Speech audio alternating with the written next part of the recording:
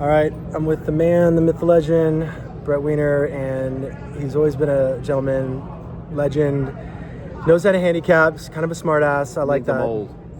I'm getting there too, but anyway, he's been kind enough to chat with me for a little bit. I'm over at the NHC. I'm not in it this year, did not qualify. But he's got I think he had 12, 13 entries in the last chance this year. But anyway, so I just wanted to give him some props. He's won a lot of things. He won the tour last year, which is a big deal. I don't usually play the mythical stuff, but I wanted to give him a chance to just be acknowledged. And so Brett, why don't you tell me? Did you mention I'm in the Hall of Fame? No, I don't really care about the Hall of Fame. Okay. Sorry. I don't even know what that means. No, not me either. Not worth anything, actually. I mean, how do you get in the Hall of Fame? Do you have to earn it, or do you just get voted in? You get voted in by people that I beat. That's actually cool. After many years, they eventually gave in and put me in. Yeah. No, I think you have the respect of a lot of top horse players. I mean, honestly, the thing is it's really hard to kind of quantify how good people are at this. And the mythical game is way different than the cash. So obviously when you're playing mythical games, you're betting mythical money. You have to pay an entry fee, 50 to who knows how many thousands. And what are the biggest scores you've had in the mythical arena? Saratoga. A few years ago, I won the Saratoga, Battle of Saratoga. They called it back then for $125,000. And Nice. that was a mythical $2 only. Not even $2 win and place. $2 any way you wanted to put it in the race. So did you bet it all? You bet it to win on pretty much everyone? No, I just put it all show at the end for the last 5-6 races, so I didn't lose my $2 since it was live money. Everybody else lost, never caught me, and that was into that. I already had a big lead, so. Do you remember any bomb on the day that helped you win on that day? No, the earlier day before, there was a minus pool where the 1-9 shot ran out. I think it was Delaware, and I had show on another horse that paid $38 to show for $2, and that set it off on a minus pool wager. Nice. Yeah. So you did that on purpose? Yeah, of course. I didn't like the 1-9 shot, and that was the how to benefit on it. You had a single $2 wager, and if you lost it, you lost your $2. So I see. So you were smart enough not to lose any money. Safe. See, that's the kind of game theory that's interesting. Is when most people, some people reverse engineer a total, but in that contest, you are going to be scored based on how much money you have at the end. So that's actually pretty clever. So why don't we walk through some of your other big ones? Because this is the first time you've played the tour seriously, or have you done this many times and it just took forever to get there? Just kidding. Obviously, it's a big feat. I still haven't played the tour seriously. I never tried to win the tour. The first time I played seriously, the first year I joined, about 2000, I have no idea, 14 maybe. I got beat on the last day by the last bet by Eric Moomey, who won the tour that year at Monmouth. I was in bed with my neck in a brace because I herniated all of this in my neck and I couldn't move my arm. Jesus. So I was stuck there. I wasn't going to go to Monmouth anyway, so he won. Finished second. It was fine. How much did you lose by then? It was that tight? Yeah. I was in the lead until the last day. Oh man! Just like this, I won this year on the last day, on the last bet, on a 20-1 shot in the last race, on the last contest at Tampa Bay. I remember. I like that horse a little bit. That little speed horse. In a contest I won a year before, so to win the same contest 2 years in a row is very hard. So I needed, because I failed the first day and I failed the bet earlier. Wow. That I had to have a 20-1 shot. So if that horse didn't win, I did not win the tour. You don't win the tour. I'm second by 12 points because my horse was disqualified at Santa Anita a few weeks earlier, the 7 horse. That allowed me not to win that contest. I finished second, and when I finished second on the weekend 75er, there was 2 less people playing entries to give me enough points to win the tour, so I was 12 points behind still. I mean, I don't even know how they calculate that stuff. It's just so much work. But if you love the game and you want to just see if you're right, I think that's what's cool about the mythical stuff. Is if you want to toss in a little something and just see how you can compete. I still think there's ways to improve on this, where you can show better results over time and see how exactly who's the best at certain, not just throughout the year with points, but let's say who's the king of the 20-1s, who, and what's their ratio, what's their ROI, things like that. David, I think it's Brownfield. He had a 9-1 shot one time in a mythical tournament and won the tournament. And he probably only got paid $64, $64. Right? Yeah. But he wouldn't have had it, of course, if that was a cash tournament. That's true. And he probably didn't even necessarily like the horse, but who knows? Exactly. That's the but problem. It's pick and pray. It's pick and pray, and he had it pick and pray. So we give him some props for that. And that's what it takes to win those. Now, I did win the Kentucky Derby betting challenge this year. I beat a very big field, and I won another cash tournament at Santa Anita this year. I'm getting better in the cash tournament. I know. Second at Del Mar. I won the cash Little Red Feather at Del Mar cash tournament. The charity one, yep. So, I'm getting a little better. It takes it. But I usually don't try to win a tour. Me and my wife play. Costs us about $20,000 each a year to play the mythical tournaments on Friday. Okay. So we just try to collect. Well, no, it costs us $20,000 overall for the year. Okay. And we just try to collect more. So every year we've collected $30,000, $40,000, $50,000. This year we collected $90,000. Mm-hmm. So we just try to profit off our free and plus play you're great. for free. Plus you want to be the best, right? You want to continue to get better and smarter, and it's fun to be able to have, like, especially with your lady. I know you're going through a lot too, because I know you're always battling your health issues and stuff. And I know how hard it is just to think, and I know you've got some brain stuff going on. So I think that's another true testament to how good you are at this. Me and my wife are competitive, though. Last year in the last chance, she was in second or third, and I was way down. I hit like an 18-1 shot in the last race. I came in third, she came in fourth. So that was I beat her, and she was a little upset. She likes beating me. So well, I like beating you. Yeah, everybody likes to win. When I lose, I lose. Like today, I was close. No cigar, we move on. Yeah. Everybody takes their shots at winning. Some more often than others. What are some points or just, I don't know, not advice, but what would you say people should not do in mythical tournaments? Bet the favorite, and bet the horse that you would normally bet cash on. The reason why you don't win is you don't pick enough winners. I would usually pick the horse I like and throw them out. I only hit 2-3 winners a day out of 10 races, so that leaves you 7 other races that if you picked your pick, you're going to lose. So you throw those out, pick not bombers, but horses that have a chance but not on your radar. Those are the ones that usually win. Otherwise, we'll all be billionaires betting horses. Well, I think also the game has changed. There's less fields. The field size is so small now that almost everybody has a long shot. So it does require, I think, a little more capital investment, like you said, to have other people or just people involved in the whole process, so that you can at least, I don't know, even if you're not necessarily working together as a team, you're still, I don't know, you're both talking and you're having fun, and at least your chances go up. Like, I mean, once upon a time I used to play with people, but I prefer to be my own wolf. Yeah, my own lone wolf. I don't listen to anybody. I don't either. If somebody told me from the horse's mouth they were going to win, I would still say, nope, thank you, good luck with you. I don't listen to anybody. It's all myself. I've been doing this for 43 years. Nice. So it's got me beat, man. You're almost as old as I am. I started this at 13. I started betting with 15 almost every day. So tell me about that. Where did you grow up, and how did all this horse stuff get into your consciousness? I grew up in New York City, and one of my friend's uncles in 6th grade.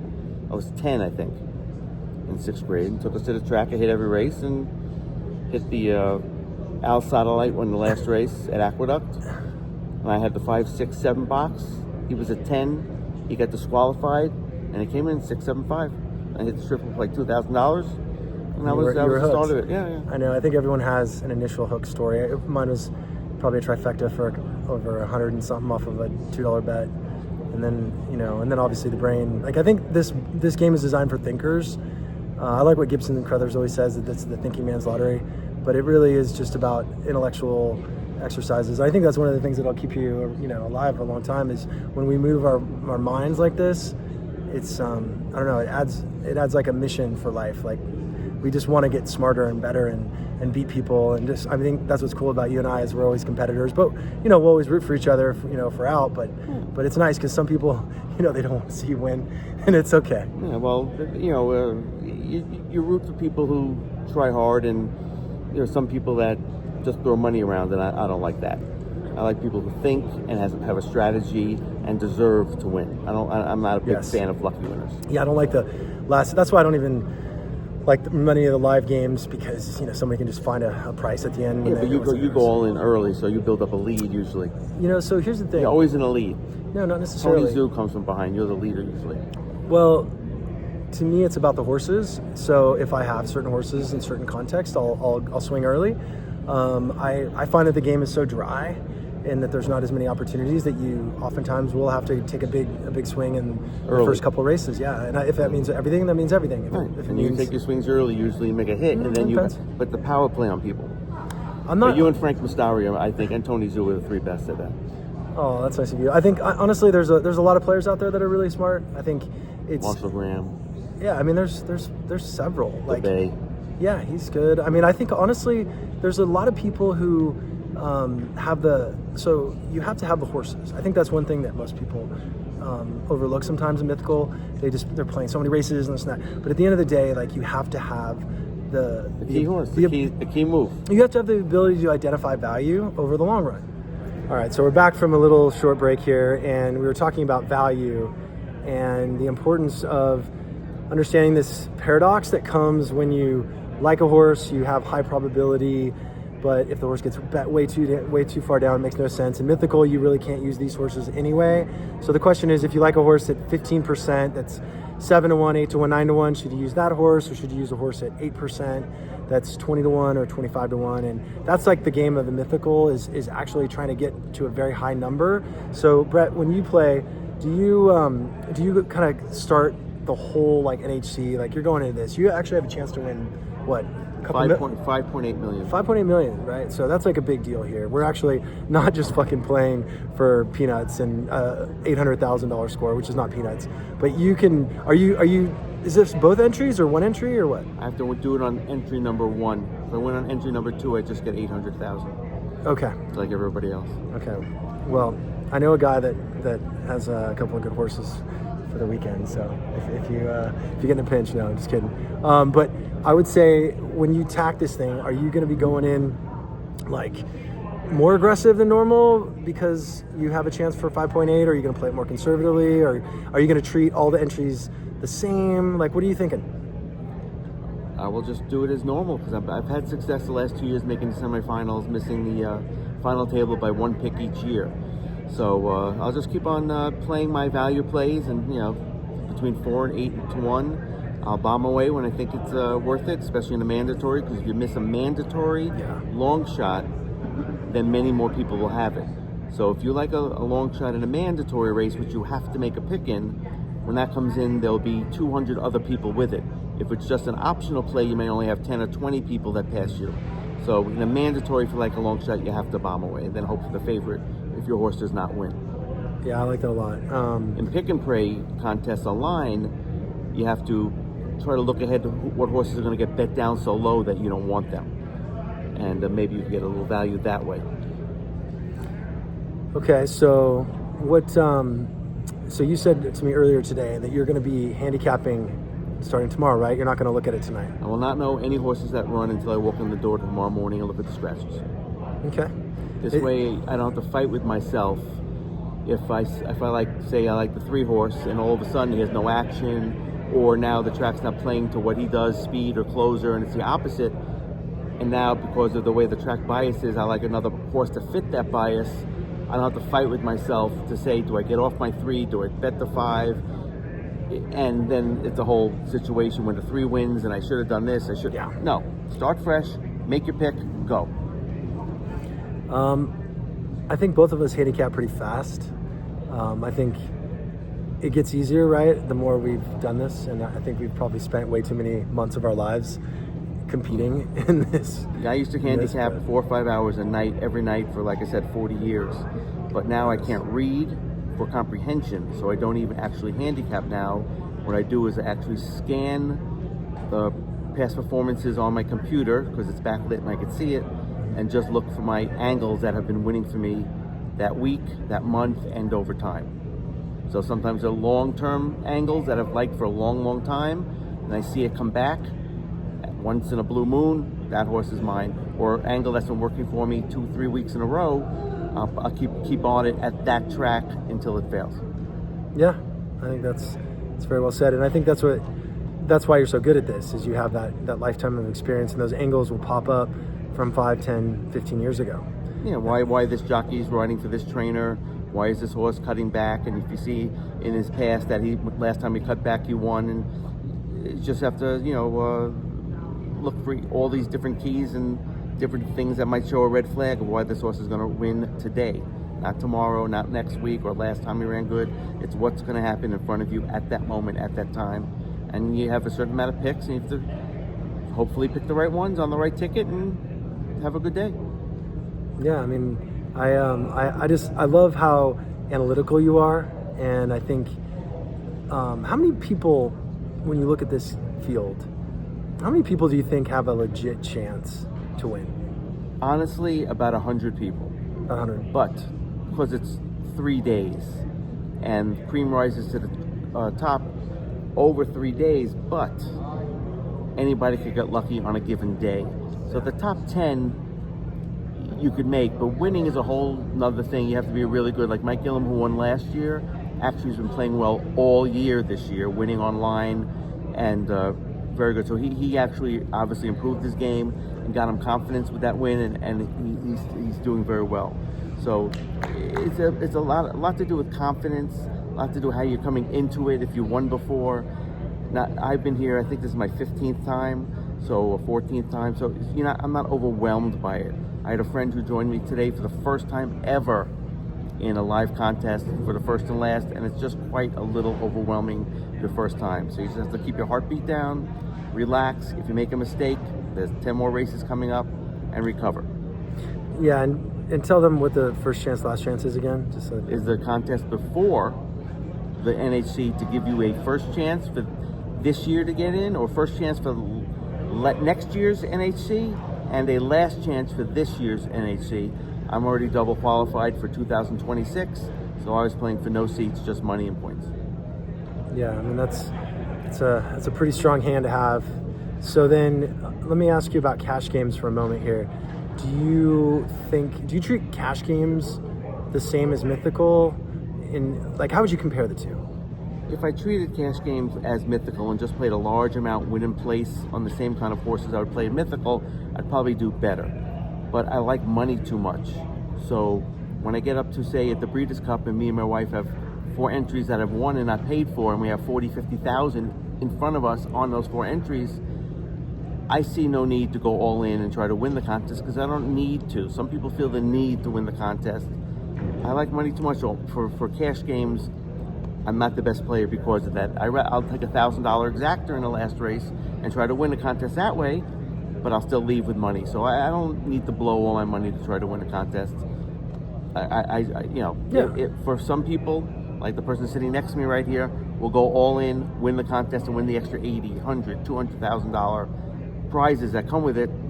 And that's what you get when you risk. If you risk, you get rewarded. Well, it's interesting as I've matured, and I did win 3 tournaments in 2023. I with 2 Del Mars and a Santa Anita for just under $400K. But you beat me at Del Mar. Then Frank came in second, and I came in third. And I remember Frank had power. Frank's always good. He had 2 in the top 10. Yeah, he's always good. And I was able to pull that out. But I think as I get more seasoned, I'm thinking more about the value of money and thinking, okay, is it worth it to try to win, or is it worth it to just to try to get to a number that I think is the best number for me based on what my brain says? Because sometimes you can keep shooting to try to get there, but I will not play that way. I'm not going to just play a horse to win a tournament just because that's the horse I need to get there. I'm always going to bet on the horses I like. Of course. And some people will bet what they need, all in, lose, and it doesn't matter to them. To me, I worked hard for my money for 30 years. So if I don't like anything, and 4th is the best I can do, I'll take what 4th pays. I'll take the seat. I'll take the seat to next. I'll take the BC, whatever they want to give me. I can only do the best I can do on a given day. I can't press it so hard, because eventually, if you get greedy and try to always go for the win when it's not really set for you to do so, it's not worth the risk for that situation. Yeah, for me, it's more like if I'm going to play in a tournament, I'm going to risk that 1,000 or 2,000 that I'm putting into the pot. I'm typically only going to play to finish in the top 2, and that means I'm going to create a story to get there. And that means if I find myself in a position where I do finish 5th or 6th, then it's never happened, but I could see it happening because of an audible, or I think the odds of a horse are going to be there and they're not there later. But for me, it's like I I want to play to win, but I understand that there's a context. Like, for instance, if I had a situation where I didn't want to go all in on a horse to win in the last race, but I liked him enough, but I didn't think the EV was there to just slam, I may just play 2 exactas and then keep a chunk. Exactly. So that's kind of your, and that's why I don't really knock anybody that doesn't necessarily want to win unless you say you want to win. Well, that's also with a mythical game, you don't have that risk. So you could bet that 40-1 the last race for the 2 win in place. And so what? It's such a different game because of that, because you need that long shot in a live mythical game. You could just take the long shot, you lose, you lose. You only lose the entry fee. You can only lose max entry fee. With live money, you have 30,000, 20,000. You have to risk all of that 20, 30,000. Yep. Yes, it's on a card, it's not in your hand, but that's why they give you chips at the casino, so it doesn't feel like money to you, but it is money. And like I said, I don't need the ego boost of winning a contest like some people do, and I've seen people risk being in first and third, risking it all to guarantee a win or lose. So it's never that easy. I mean, it's interesting too, even thinking to there was a Del Mar contest last year, and I think Carl Broberg was in first going into the last couple of races, and he ended up betting too much, and he cost himself. Well, he's been a trainer, not a contest player for a long time. But I mean, it's interesting watching the way people decide what's the right number, because game theory would suggest that you don't bet yourself out of a position of success. And that's one of the reasons I just won the Tampa contest, because the people ahead of me needed to bet $50 of their live money, only $50 for each race. They were within $50 of each other, the top 3. So I'm sure they were very careful of not losing by betting show plays, maybe betting a favorite to win. So I knew the people in front of me were not betting long shots because they couldn't afford to lose the seat to this NHC. See, and that's like the true testament of a great player is understanding the competition, but also just going through all the permutations of like the possibilities. So did you like the horse in Tampa in that last race? Was it good enough? It wasn't my original pick. If I hit the race before at 6-1, my horse ran third for 50 to win. You would have actually played a different horse. Exactly, same. To win. I had I think it was the 6 horse the last race that ended up being 7-2 to win the contest if I hit the race before, only because I lost my only pick of my I won my first 3 and I lost my 4th pick out of 5, and that. Then I needed, because I was so far behind, needed at least probably 15-1, 12-1. And this horse I was scared, of course, going from 20-60 went to 20 going in the gate.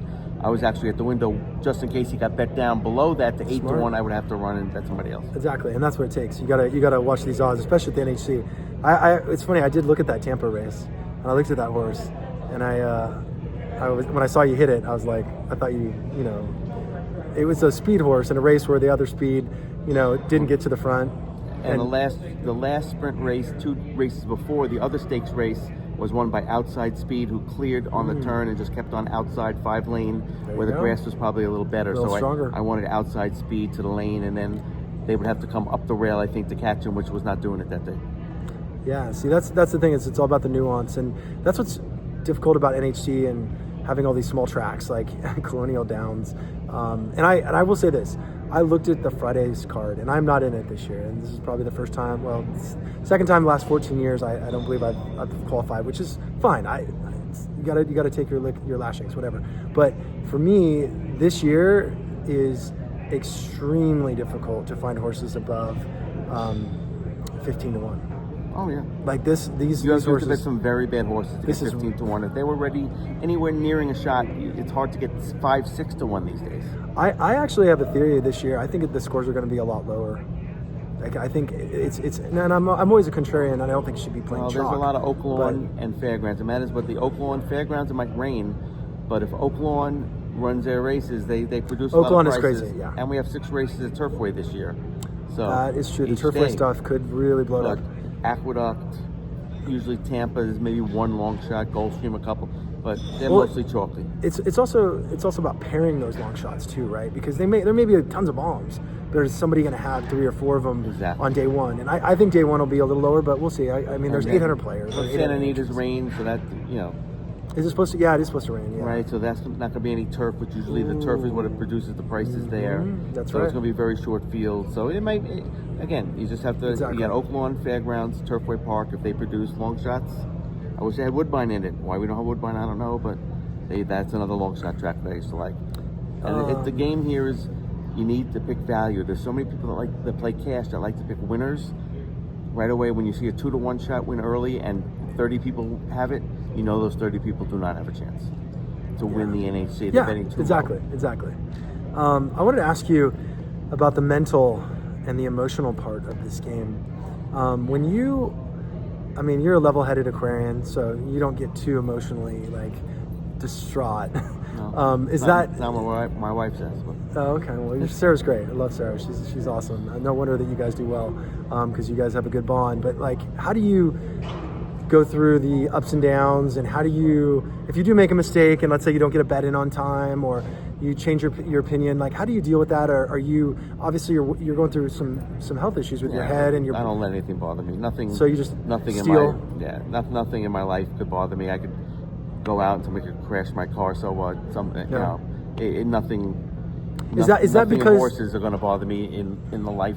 The second we walk out the door, nobody knows what you did. You just try to do your best and just concentrate. And if you feel like you did your best, no matter what happens, that's all that matters. Is that how it's always been for you? I know you've been always a hustler, but with gambling, yes, I'm a perfectionist in life, especially with business and company, and I'm best in the world at what I've done. Tell them a little bit about what you did, because you traveled the world for years, selling candles. Well, I invented electronic candle stands for Catholic churches in 1989, right after my baseball career ended, and nice. went on from that. Owned a baseball card store a little while. Went to go to law school, and while waiting to go to law school, I invented electronic candle stands with a partner.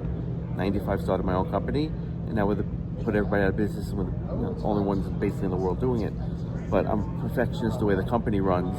I try to be the same with the horses, but a lot of this is out of my control. But see, here's the thing: is you traveled for years. Yes. And you were 20 years on the road, at least 25. That's great. And you 125,000 miles driving a year. And never flew. Love it. And I know you told me before you'd stop at dog tracks and every dog tracks. track, every horse track in the country. Every weekend you try to get close to one of those. Yeah. And during the week. But see, I see a parallel there, because you're so much of a perfectionist, and that you're such a. Again, I think what makes people great at this game is they understand everything that's going on. You're not surprised, right? Very often in horse racing, even when a horse wins, there's a couple, but if you back engineer that horse, then you always find a reason he won. Yeah, there's always a reason. There's always new jockey, new this, new that, different track, different distance, different everything. Horse today won at 50-1 named West Hampton. Yep. Did you see that there's some breeding on the dam side? Of course, for the turf. But I lived in West Hampton. I still didn't play it. Put it that way. I didn't either. So I see the parallel between you being so diligent with the way you took your business and crushed it, and you've taken this into gambling, and you've been so successful. I know you're like a legend here, and they give you everything, but you also game the system too, which I like. Yeah, you got to know how to, when you're dealing with casinos, you have to, know how to use the offers. Same thing with the contests. You have to know which contests are good to play in, which give a good return on your money, 100% payback that you put in, so you're not paying the track to play in their own contest to spend money there. Like Santa Anita gives you 100% of your money back. Yep. Everything in the pool, there's no takeout to them. So that's always good, so you have a good return on your money, and then you just play against the other people. So if I feel I have a 10% edge on them, and it's 100% payback, if I play 10 times, I should double my money. That's the way I look at it. Yeah, no, you do great. And that's the difference between cash and mythical. If you like that 50-1 today in a cash, you could put 100 of your bankroll on them to win, and you can bet 500 on somebody else, and you end up with 5,000. Here you can't do that with a mythical. You have one pick in one race, and you might even pick that race. And while you're watching another race, somebody's collecting on a 50-1 in another race. So the mythical has a lot of strategy with that part of what race to bet, what long shot, and what race. In cash play, you could cover a few horses in each race. Yeah, I mean, I'm pretty narrow, I feel like, with cash.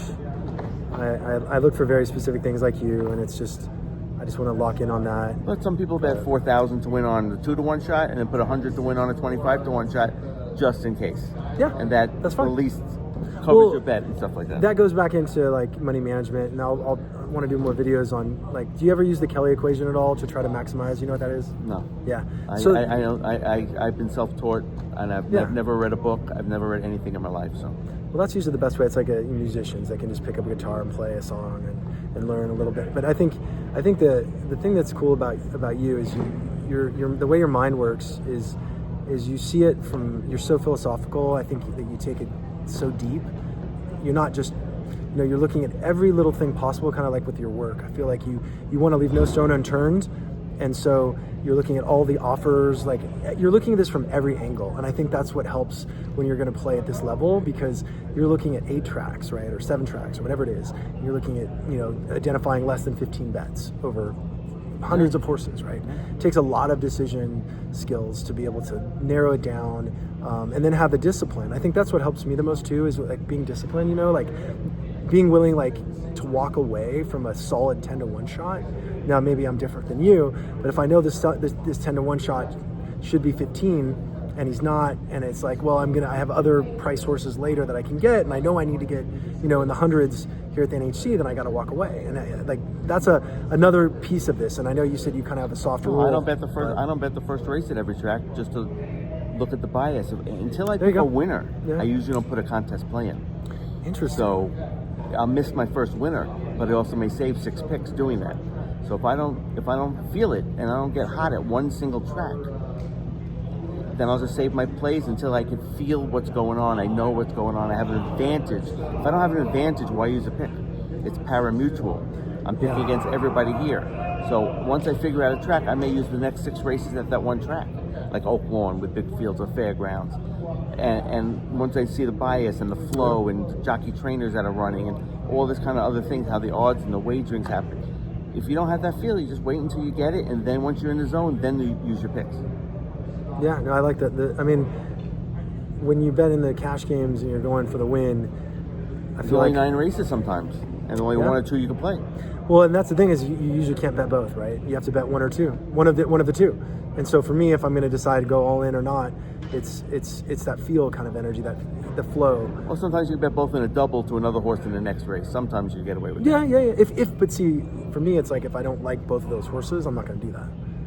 Like if I just like one, I'll go all in on one. If I like 2, and usually when you're betting these cash games, you have to do at least 2 events, if not 3 events. Yeah. So whether it's 3 heavy chalky type horses, or 1 chalky horse and a price horse, or if it's a crazy day, a couple of exactas, but it's every day is so different, and that's why it's really hard to talk about this. But I will say this, man, I'm really excited for you to show your strength when you got a big $5 million score, and that bonus should be in cash games again. 5.825, don't cut me short. Okay, 5.825. So, like I said, if you get in a position where you want to, I'll give you a payday loan if I win. Don't worry. No, I'm not worried about. I'm here as a sounding board. Not that you need my help, but I think it'd be fun if you get in a position, and we'll, I'm sure we'll keep our eyes open. I'm not going to jinx your shit. Nobody ever who's been on a bonus in any NHC has ever hit the board. Yeah. So we'll see. Well, I'll give it a run. Yeah, just do what you do, man. You know what's up. Thanks for taking the time here at NHC, and congratulations again on the tour and all your success, man. And just bring it home. Okay, thank you. Cheers, bro. Cheers.